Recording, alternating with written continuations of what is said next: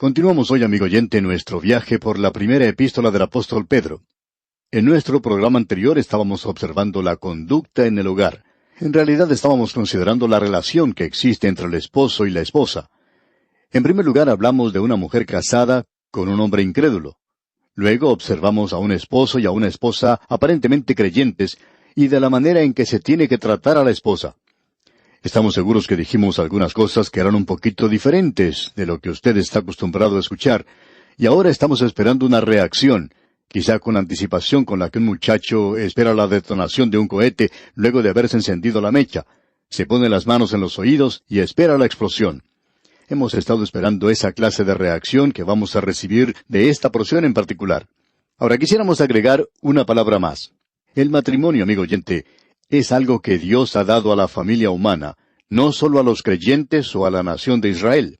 En el libro de Génesis, Dios hizo al hombre, y en ese instante el hombre estaba solo, y opinamos que el Señor le permitió estar solo por mucho tiempo para que pudiera apreciar que le faltaba algo.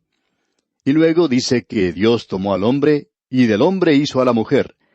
Es interesante notar la palabra hebrea, donde dice que ella será llamada Isha, porque salió o fue tomada de Ish.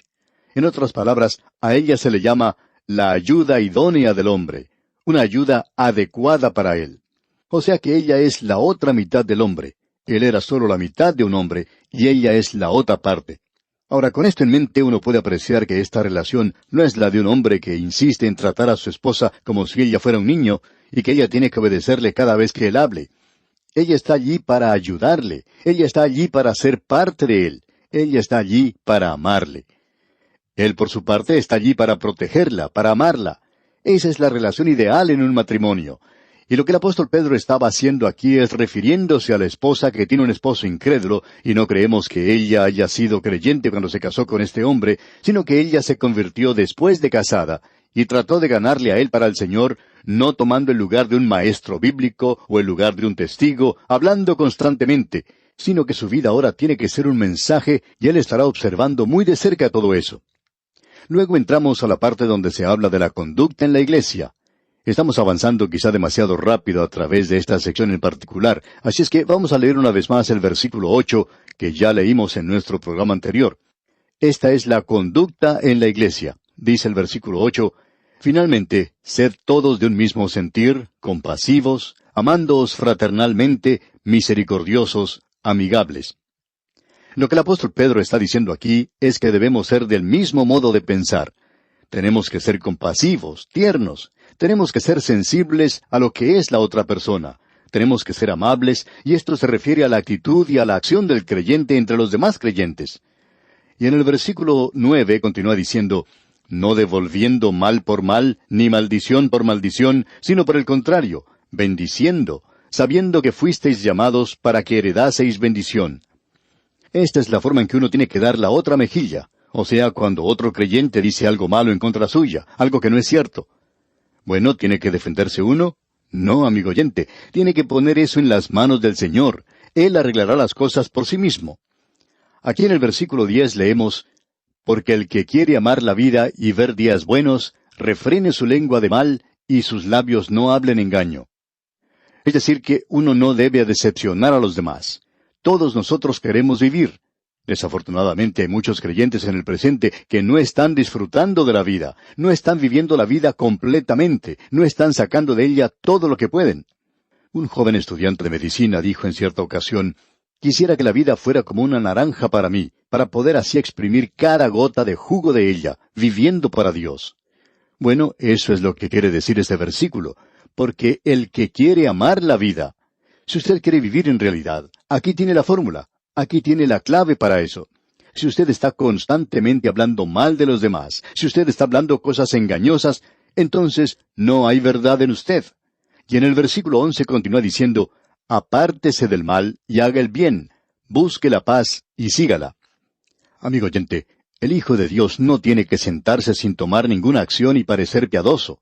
Esa no es la forma de actuar. Debemos vivir la vida, amigo oyente. Pero no la vivamos de tal manera que nos permitamos hablar mal de los demás, sino que vivamos esta vida haciendo aquello que busca la paz, y vivamos para Dios. ¿Cuán importante es esto, amigo oyente?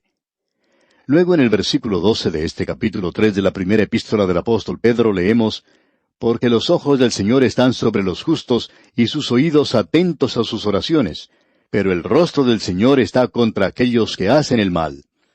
Aquí tenemos un pasaje de las Escrituras bastante sorprendente. En primer lugar, queremos que usted note lo que el apóstol Pedro está haciendo aquí. Él está citando un salmo, el Salmo 34, y creemos que deberíamos leer este salmo, los versículos 15 y 16. Escuche usted. «Los ojos de Jehová están sobre los justos, y atentos sus oídos al clamor de ellos. La ira de Jehová contra los que hacen mal, para cortar de la tierra la memoria de ellos». Como bien podemos apreciar, estas son palabras bastante duras. Esto es algo que la palabra de Dios ha enfatizado mucho. Allá en el libro de Eclesiastés, en el Antiguo Testamento, el capítulo 2, versículo 17, tenemos algo que va al lado de esto. Dios ha garantizado el escuchar las oraciones de aquellos que le pertenecen. Él no garantiza que va a escuchar las oraciones de aquellos que no le pertenecen. La única oración que un pecador puede elevar es, «Señor, yo te acepto como mi Salvador. Quiero que tú me aceptes como pecador». Esa es la oración que Dios escuchará y que Dios contestará. Pero hay personas que piensan que uno puede vivir una vida alejada de Dios, y que luego, cuando se presenta una situación difícil, cuando enferma uno de nuestros hijos, uno puede ir a Dios y ponerse ante Él de rodillas y pedirle que Él sane a ese niño, y que esto puede ser algo muy sentimental. Pero, amigo oyente, es algo que no tiene sentido. Es algo que no tiene ninguna base espiritual. Lo importante que tenemos aquí es que esta persona primero tiene que acercarse a Dios y pedirle perdón, y luego Dios escuchará y contestará sus oraciones. Hay algunos que piensan que uno puede pedirle a Dios ayuda en cualquier circunstancia, no importa quién sea uno. Pero, amigo oyente, Él no ha prometido escuchar las oraciones de aquellos que no son suyos. Sabemos que estas son palabras muy duras, pero si usted quiere vivir la vida en realidad, puede ver lo que dice allá el libro de Eclesiastés, capítulo 2, versículo 17. Aquí tenemos a un hombre que lo probó todo. Él vivió como un malvado y dice, «Aborrecí por tanto la vida, porque la obra que se hace debajo del sol me era fastidiosa, por cuanto todo es vanidad y aflicción de espíritu». ¿Cuántos hombres y mujeres hoy están viviendo para las cosas de este mundo? Y de pronto es como si se despertaran de un sueño. Se dan cuenta que no vale la pena, que la vida es demasiado monótona, que la vida no vale nada. No nos sorprende entonces que tomen un arma y se suiciden. No nos sorprende que cometan suicidio saltando de algún edificio. No es sorprendente que esas personas tomen una dosis excesiva de drogas. Amigo oyente, uno no puede comenzar a vivir la vida en plenitud hasta cuando tenga la relación correcta con Dios. Eso significa que nosotros estamos viviendo en un nivel muy alto, ¿no le parece? Ahora escuche lo que dice aquel versículo 13, volviendo aquí a la primera epístola del apóstol Pedro, capítulo 3. Leamos el versículo 13. ¿Y quién es aquel que os podrá hacer daño si vosotros seguís el bien? Creemos que eso significa que Dios le da a usted una armadura que nadie puede tocar. Y en el versículo 14 continúa diciendo, «Mas también si alguna cosa padecéis por causa de la justicia, bienaventurados sois. Por tanto, no os amedrentéis por temor de ellos, ni os conturbéis». El sufrir por una causa justa debe traer gozo al Hijo de Dios. Si usted se está manteniendo firme, si está tomando una posición por lo que es justo, y no se hace a sí mismo una persona odiosa, hay creyentes que hacen eso y piensan que están tomando una posición firme por el Señor. Pero si nosotros hemos tomado una posición calmada por lo que es justo y por Dios en este mundo presente, debemos regocijarnos en el sufrir por eso. Debemos repetir esto nuevamente. Nosotros no vamos a escapar del sufrimiento en este mundo. Alguien dijo lo siguiente, Jesucristo a menudo habló de la cristiandad como un banquete, pero nunca como una comida campestre. ¿Y cuán cierto es esto, amigo oyente? Él nunca dijo que las cosas serían fáciles para nosotros. Tenemos ahora el versículo 15, y nos gustaría poder aclarar esto de tal manera que sea una bendición para su corazón. Vamos a hacer todo lo posible. Dice este versículo 15 del capítulo 3 de la primera epístola del apóstol Pedro, «Sino santificad a Dios el Señor en vuestros corazones, y estad siempre preparados para presentar defensa con mansedumbre y reverencia ante todo el que os demande razón de la esperanza que hay en vosotros». Esto indica que uno tiene que conocer un poquito en cuanto a la Biblia. La tragedia de la hora presente, amigo oyente, es que tenemos a un hombre o a una mujer que dice, «Yo soy creyente», y viene un escéptico y puede presentar una trama de la cual uno no puede salir. ¿Por qué? porque uno no conoce la palabra de Dios. Pero aquí dice, santificad a Dios el Señor en vuestros corazones. Amigo oyente, usted puede tener un pequeño santuario, una pequeña iglesia en su propio corazón, donde cuando usted está viajando o caminando por la calle, o en el taller, o en la oficina, o en la sala de clases, allí tiene una pequeña iglesia, allí tiene usted un pequeño santuario donde usted puede apartarse y donde usted puede santificar a Dios el Señor en su corazón, para que aquellos de afuera puedan conocer que usted le pertenece a Él. Y usted no tiene necesidad de estar hablando de eso todo el tiempo y hacerse una persona fastidiosa por lo que está diciendo, hablando de alguna manera demasiado piadosa. Amigo oyente, que nosotros podamos santificar a Dios el Señor en nuestros corazones, eso es lo que se necesita en la actualidad. En el libro de Habacuc, capítulo 2, versículo 20 leemos, Mas Jehová está en su santo templo, calle delante de él toda la tierra. Amigo oyente, los domingos usted puede ir a la iglesia, pero el mundo lo está dejando a usted de lado cuando se va a la playa, cuando va a la sierra, a las montañas, cuando va al desierto, cuando va a los lugares de diversión, y todo el mundo no está guardando silencio delante de él. ¿Por qué? Porque nosotros como personas individuales necesitamos santificar a Dios el Señor en nuestros corazones.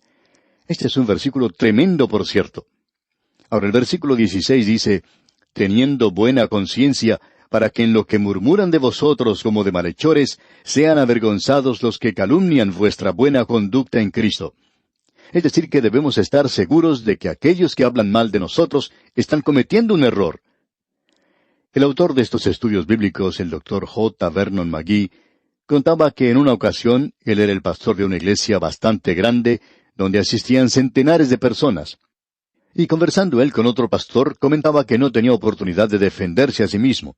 Él decía que no podía subir al púlpito todos los domingos y explicar todas las cosas que había oído, ya que él estaba allí para enseñar la palabra de Dios, y lo que había escuchado decir durante la semana no era cierto. Y entonces este otro pastor le dijo, «Qué bueno que esas cosas no son ciertas. Sería muy triste si lo fueran». Y amigo oyente, eso es lo que el apóstol Pedro está diciendo aquí. Debemos tener una buena conciencia para que cuando uno escuche esos rumores en cuanto a nosotros, no nos molesten porque sabemos que no son ciertos. Ahora el versículo 17 continúa diciendo, porque mejor es que padezcáis haciendo el bien, si la voluntad de Dios así lo quiere, que haciendo el mal. Es decir, si usted sufre por amor a Cristo, usted puede regocijarse en eso. Pero si usted está sufriendo porque de veras ha cometido alguna equivocación o tontería, porque usted se ha metido en problemas, en pecados, eso es algo completamente diferente. Llegamos ahora al versículo 18 y de aquí en adelante hasta el final del capítulo 3, tenemos una sección que se titula El sufrimiento vicario de Cristo, proclamado por el Espíritu en el día de Noé. Es una porción muy controversial de la Biblia. Amigo oyente, créanos que Simón Pedro nos pone en un rincón muchas veces aquí en esta primera epístola. El versículo 18, pues, dice, porque también Cristo padeció una sola vez por los pecados, el justo por los injustos, para llevarnos a Dios, siendo la verdad muerto en la carne, pero vivificado en espíritu. Es importante notar de nuestra parte que Él vino como un ser humano y que fue en su humanidad que Él murió en la cruz, y que fue el Espíritu Santo quien le levantó de los muertos. Y vamos a regresar a este tema cuando consideremos lo que nos dice el capítulo 4. Ahora, en el versículo 19 de este capítulo 3 de la primera epístola del apóstol Pedro, leemos, en el cual también fue y predicó a los espíritus encarcelados. Este pasaje de las Escrituras ha sido muy mal entendido. La palabra importante en este incidente se presenta en el versículo 20, y es la palabra cuando. Y el versículo 20 comienza diciendo, los que en otro tiempo desobedecieron. Ahora, Él fue y predicó a los espíritus encarcelados. ¿Cuándo habló con ellos? Bueno, sigamos leyendo el versículo 20. Cuando una vez esperaba la paciencia de Dios en los días de Noé, mientras se preparaba el arca, en la cual pocas personas, es decir, 8, fueron salvadas por agua. Ahora los espíritus de aquellos que habían sido destruidos estaban encarcelados. Habían ido al Seol. Estaban esperando el juicio. Estaban perdidos. Cristo no fue allí y predicó a ellos después que murió en la cruz, sino que Él predicó a través de Noé, cuando esperaba la paciencia de Dios en los días de Noé. Por 120 años este hombre, Noé, predicó la palabra de Dios, y él pudo salvar su familia, pero a nadie más. La gente no creía en él.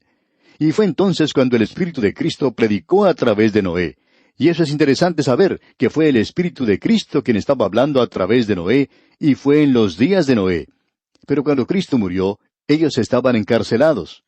El pensamiento que se presenta aquí es que la muerte de Cristo no significaba nada para ellos, como lo es para muchas personas en el día de hoy, lo que indica que ellos irán al juicio. Y el versículo 21 comienza diciendo, el bautismo que corresponde a esto ahora nos salva. Ahora, ¿cuál bautismo es ese?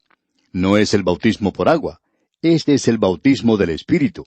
Este es el bautismo del Espíritu Santo. El bautismo del Espíritu Santo es un bautismo real. Y el bautismo por agua es un bautismo ritual.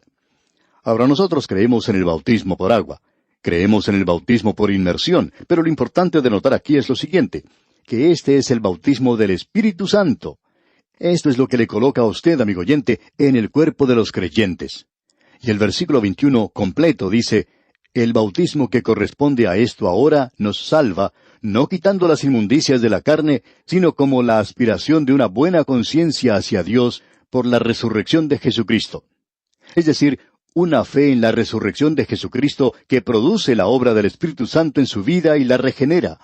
Y hablando de Cristo en el versículo 22 dice Pedro, quien habiendo subido al cielo está a la diestra de Dios, y a él están sujetos ángeles, autoridades y potestades. Usted y yo, amigo oyente, pequeños pecadores que estamos en esta tierra, podemos acercarnos a Él y aceptarle y recibirle y unirnos a esa gran compañía de los redimidos, bautizados por el Espíritu Santo en el cuerpo de Cristo, porque Él ha resucitado de entre los muertos y ahora se encuentra a la diestra de Dios intercediendo por usted y por mí. Bien, amigo oyente, vamos a detenernos aquí por hoy. Dios mediante, en nuestro próximo programa comenzaremos nuestro estudio del capítulo 4 de esta primera epístola del apóstol Pedro. Es nuestra oración que Dios le bendiga abundantemente.